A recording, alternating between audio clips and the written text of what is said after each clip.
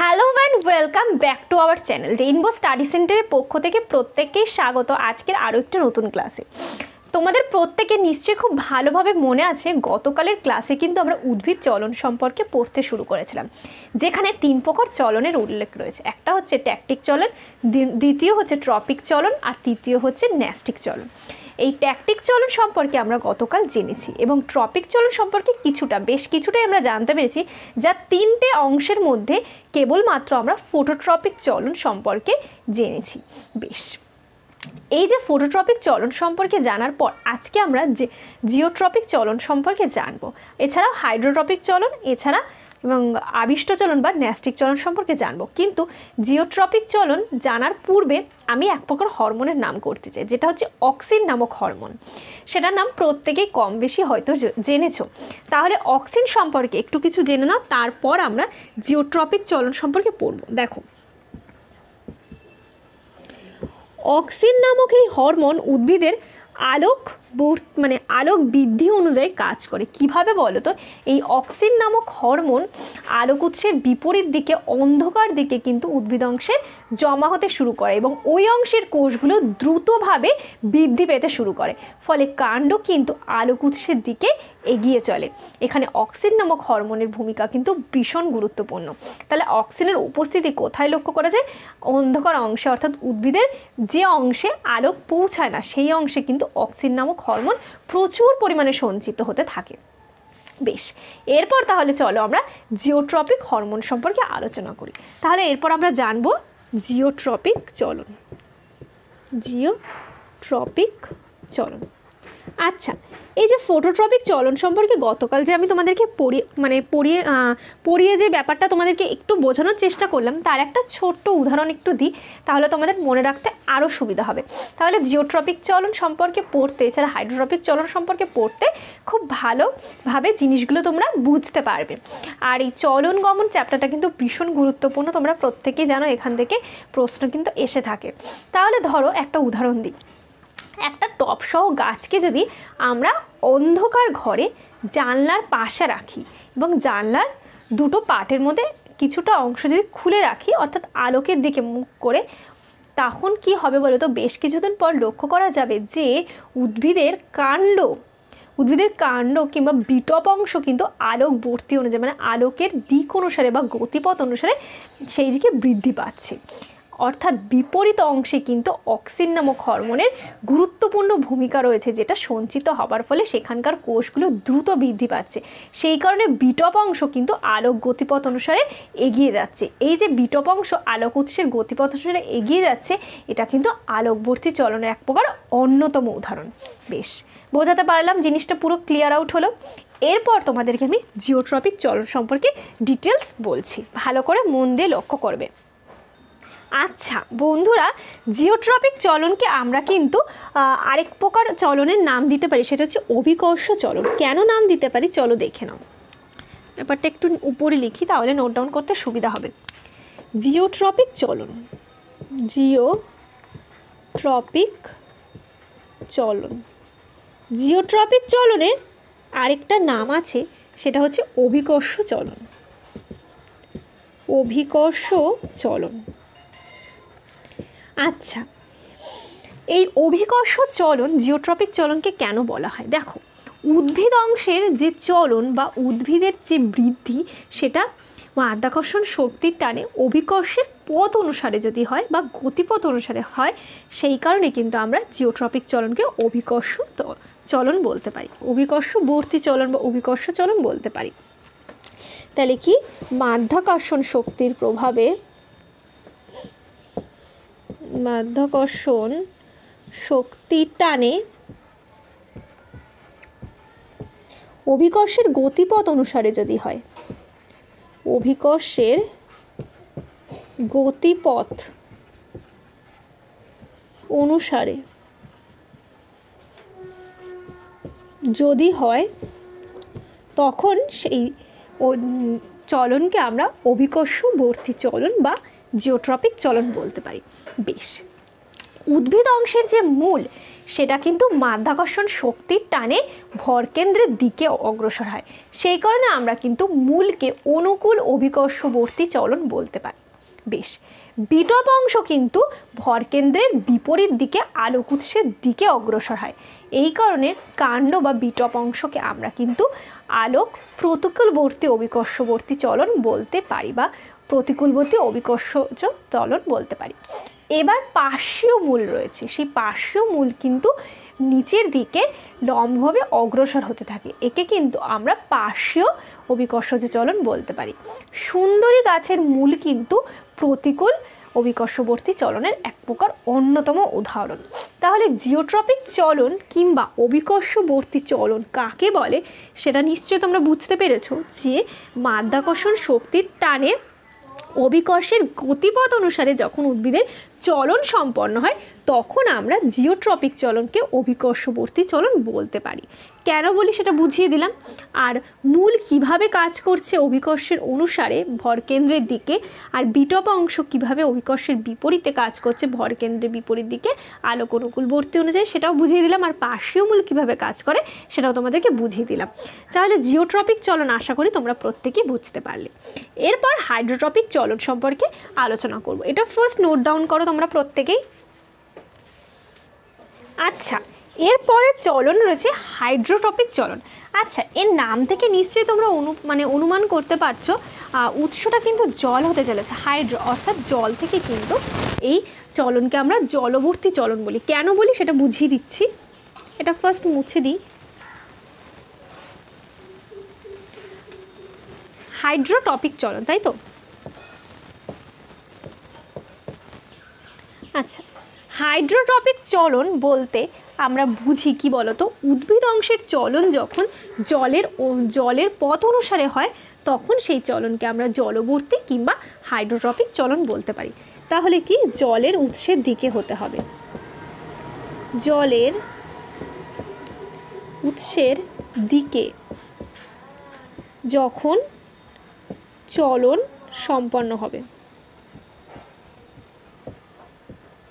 হয়, তাই কারণে আমরা একে জলবর্তী কিংবা হাইড্রোট্রপিক চলন বলতে পারি।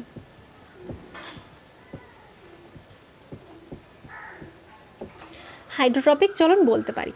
আচ্ছা, এই জলবর্তী বা হাইড্রোট্রপিক চলনের মধ্যে কিভাবে কাজ করে? মূল জলের উৎসের গতিপথ অনুসারে হয়, এই কারণে আমরা মূলকে জলবর্তী অনুকূল জলবর্তী চলন বলতে পারি।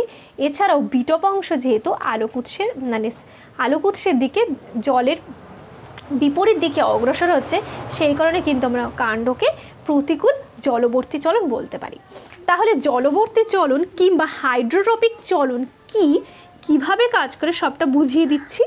এভাবেই কিন্তু কোশ্চেন আসে, ঘুরিয়ে আসতে পারে যে হাইড্রোট্রপিক চলন কি অনুসারে কাজ করে বা কোন উৎসের দিকে কাজ করে। এখানে অনুকূল জলবর্তী চলন কোনটা আর প্রতিকূল জলবর্তী চলন কোনটা, 4টে অপশান দিয়ে দিল তোমাদেরকে। অপশানের মধ্যে অবশ্যই তোমরা নিশ্চয়ই চেক আউট করতে পারবে। তাহলে চলো এরপর সর্বশেষ আলোচনা ন্যাস্টিক চলন সম্পর্কে বা ব্যাপ্তি চলন সম্পর্কে আমরা করে ফেলি, তাহলে ওভারঅল একটা পুরো ধারণা এই চলন গমনের উপরে হয়ে যাবে। চলো দেখে নাও, তার পূর্বে এটা নোট ডাউন করো। আচ্ছা বন্ধুরা, এরপরে চলনটা অর্থাৎ ন্যাস্টিক বা ব্যাপ্তি চলনটা কিন্তু ভীষণ গুরুত্বপূর্ণ। এখান থেকে প্রচুর প্রশ্ন আসে, তোমরা প্রত্যেকেই জানো। আমি কিন্তু পুরো ডিটেলস তোমাদেরকে আলোচনা করে দেবো, কোনো সমস্যা হবে না। পুরোটা কভার করে দিচ্ছি যাতে তোমাদের পরীক্ষার সময় খুব ভালোভাবে তোমরা অ্যান্সার করতে পারো। তাহলে আমরা কি জানছি, ন্যাস্টিক চলন বা ব্যাপ্তি চলন। ঠিক আছে, ব্যাপ্তি চলন বলে আমি হেডলাইন করলাম, ব্যাপ্তি চলনকে কিন্তু আমরা ন্যাস্টিক চলনও বলতে পারি। দেখো, উদ্ভিদ অংশের চলন যখন উদ্দীপকের দিক অনুসারে, এতক্ষণ তো আমরা উদ্দীপকের উৎসগুলোকে পড়ে নিলাম, আলোক উৎস রয়েছে, বিভিন্ন উৎস সম্পর্কে জলের উৎস রয়েছে, এগুলো সম্পর্কে পড়লাম। কিন্তু এবার আমরা পড়বো এই উদ্দীপকের উৎসের গতিপথ অনুসারে না হয়ে যদি উদ্দীপকের তীব্রতার প্রভাবে কাজ করে বা তীব্রতার উপর নির্ভর করে, তখন সেই প্রকার চলনকে আমরা ন্যাস্টিক বা ব্যাপ্তি চলন বলতে পারি। কিছু কিছু চলন রয়েছে যেগুলো সম্পর্কে আমরা এক এক করে জানবো। যেমন সবার প্রথমে আমরা পড়ব সূর্যমুখী ফুল কিংবা পদ্ম ফুল। এরা কিভাবে কাজ করছে, এদেরকে আমরা কেন ফোটোনেস্টি চলন বলি? তাহলে প্রত্যেকটা চলন সম্পর্কে কিন্তু আমরা জানবো। সবার প্রথম আমরা জানবো ফোটোনেস্টি চলন। ঠিক আছে, পদ্ম ফুল, সূর্যমুখী ফুল এগুলো তীব্র আলোকে ফুটে যায় সুন্দরভাবে, কিন্তু যখন আলো কম হয় এগুলো আবার বুজে যায়। অর্থাৎ মানে ফুলটা খুব ভালোভাবে যখন দিনের আলোর মধ্যে ফুটতে শুরু করে আবার কম আলোকে কিন্তু বুজে যায়। এই রকম চলনকে আমরা ফোটোনেস্টি চলন বলতে পারি। তাহলে আমি এখানে উল্লেখ করে দিচ্ছি প্রত্যেকটা চলনকে, তার উদাহরণ কি, তাহলে মনে রাখতে সুবিধা হবে। ফোটোনেস্টি চলন। ফোটোনেস্টি চলন কি পড়লাম আমরা? সূর্যমুখী ফুল, সূর্যমুখী ও পদ্ম ফুল। টিউলিপ ফুল সম্পর্কে আমরা পড়ব, যে ফুলগুলো তীব্র আলোকে ফোটে আবার কম আলোকে বন্ধ হয়ে যায় বা বুজে যায়, সেই রকম চলনকে আমরা, সেই রকম উদ্ভিদের চলনকে বা উদ্ভিদ প্রকারের চলনকে আমরা থার্মোনেস্টি চলন বলতে পারি। থার্মোনেস্টি চলন। টিউলিপ ফুল, টিউলিপ ফুল। এছাড়াও আরও চলন রয়েছে, সেগুলো পড়বো। এই দুটো আগে ফার্স্ট নোট ডাউন করো।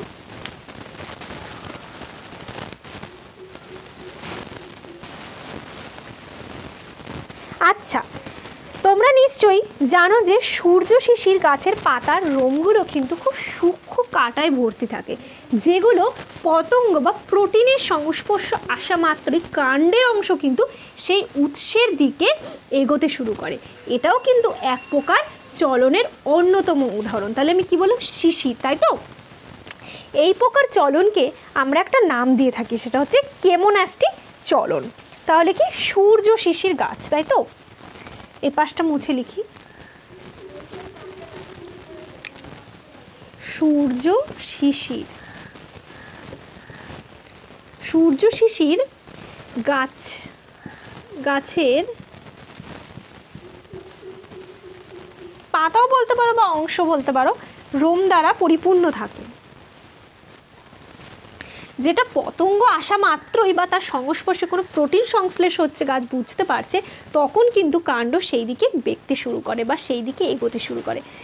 তাহলে এই প্রকার চলনকে কিন্তু আমরা কেমোনেস্টি চলন মানে চলনের মধ্যে আমরা ফেলতে পারি।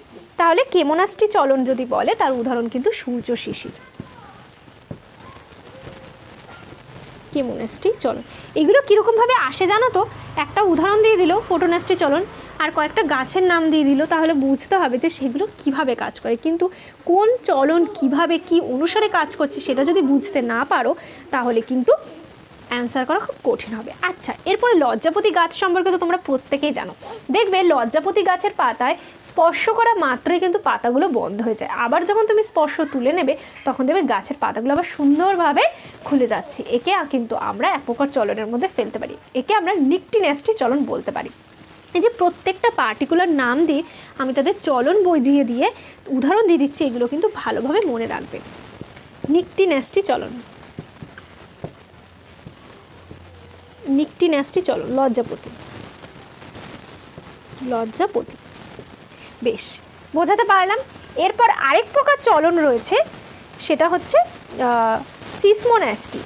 দেখো, নিকটিনেস্টি চলন আর সিসমোনেস্টি চলনের মধ্যে একটু পার্থক্য রয়েছে। নিকটিনেস্টি চলনটা যদি আমরা সূর্য শিশির, জামরুল প্রভৃতি গাছের ক্ষেত্রে ব্যবহার করি নিকটিনেস্টি চলনটা, আর সিসমোনেস্টি ব্যবহার করি হচ্ছে এই লজ্জাপতি গাছের ক্ষেত্রে। তো এই জায়গাটা একটু ভুল হয়েছে, সেটা আমি মুছে কারেকশান করে লিখে দিচ্ছি।